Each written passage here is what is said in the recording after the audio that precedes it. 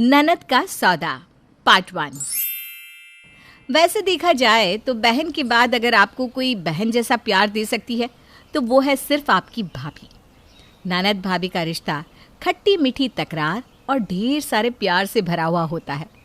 पर कई ननद भाभी के रिश्ते ऐसे भी होते हैं जिनकी मिसाल नहीं दी जा सकती, जिन्हें शायद बस कोसा जा सकता है। कुछ ऐसा ही रिश्ता था प्रिया और उसकी भाभी शीना का। भाभी आप ये क्या कर रही हैं? ये मेरा कमरा है, एक ही तो जगह है जहाँ मैं सुकून से 2 घड़ी बैठ सकती हूँ, वो भी आप मुझसे छीन रही हैं। देख प्रिया, मैं तुझे इस घर में रहने दे रही हूँ, यही बड़ी बात है, समझी? लव अब बड़ा हो गया है, उसे कमरे की जरूरत है। तेरा क्या है, तू तो कहीं भी रह लेगी। रसोई में पंखा लगा हुआ है, रात को वहीं सो जाना, समझी? माँ, आप बुआ के साथ ऐसा क्यों कर रही है? हम दोनों इस कमरे में रह लेंगे। तू चुप कर, बड़ा आया बुआ की तरफदारी करने वाला। तुझे कहा ना अपना सामान यहाँ ला के रख दे, समझ में नहीं आ रहा क्या तुझे? पर माँ, बुआ कहाँ रहेंगी? हम दोनों ये कमरा शेयर कर लेंगे। एक बार और बोला है ना तो खींच के तमाचा आ जाएगा तुझे। ये कमरा आज से तेरा है, सिर्फ तेरा हक है इस पर। इसे इस घर में रहने दे रहे, यही बड़ी बात है। मेरा बस चलता तो इसे इतने साल घर में भी नहीं रखती। आपने घर में रखा भी है तो जानवरों जैसा बर्ताव किया है मेरे साथ भाभी। जब तक मेरे माता पिता थे तब तक तो फिर भी आप मुझे सिर्फ गुस्सा करती थी। उसके बाद तो ना मुझे आज तक कभी पढ़ाई के लिए पैसे दिए और ना ही कुछ खरीदने के लिए। तो यहाँ कोई पैसों की नदी नहीं बह रही, समझी? जो गरीबों में बांटती फिरूं, जितना मिल रहा है उसमें रहना सीख ले। और कुछ नहीं तो मुझे किताबें खरीदने के लिए तो पैसे दे दीजिए भाभी, मेरी पढ़ाई रुक जाएगी। एक और खर्चा? अरे तेरे तो नखरे खत्म ही नहीं होते। ये ले, ये कुछ पैसे हैं, इसमें जो लेना है ले ले, और कुछ नहीं मिलेगा तुझे। इन चंद पैसों में तो कुछ भी नहीं आएगा भाभी। तो पढ़ाई छोड़ दे, वैसे भी अब तेरी शादी की उम्र हो गई है, क्या करेगी पढ़ाई करके? पर भाभी, अब ज्यादा ना बकवास करने की जरूरत नहीं है, चल जाके रसोई में खाना बना। शीना एक ऐसी औरत थी जिसने प्रिया पे काफी जुल्म किए थे। हालांकि प्रिया इस घर की बेटी थी, इसके बावजूद भी प्रिया को ना तो ठीक से खाना मिलता और ना ही उसकी कोई ज़रूरत पूरी की जाती। और दिन प्रतिदिन शीना के जुल्म और भी ज़्यादा बढ़ते ही जा रहे थे।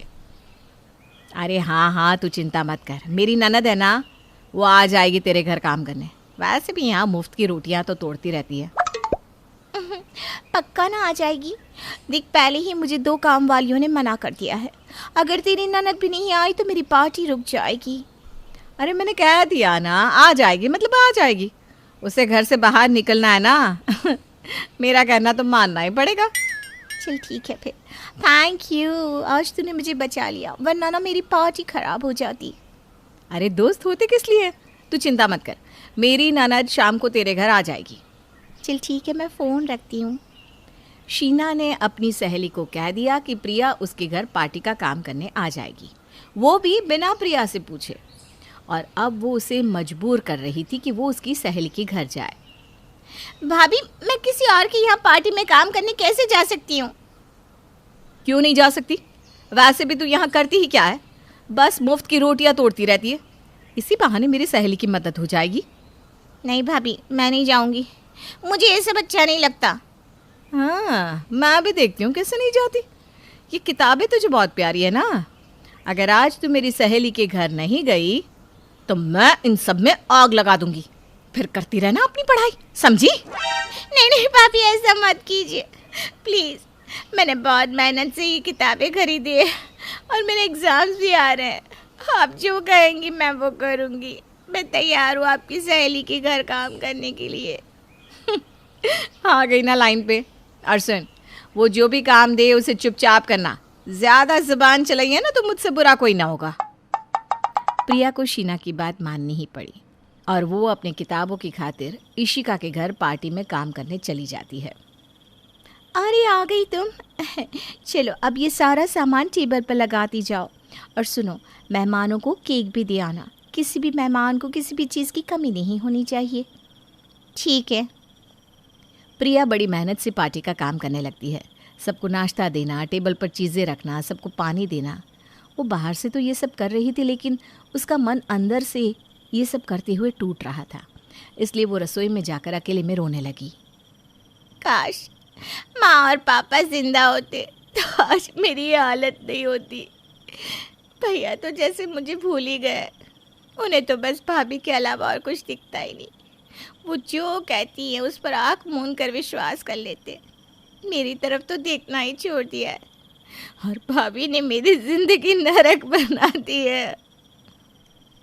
प्रिया अपने हालात पर आंसू बहा रही थी कि वहाँ अचानक एक लड़का आ जाता है जो बहुत ही बुरी नज़रों से प्रिया को घूर रहा था।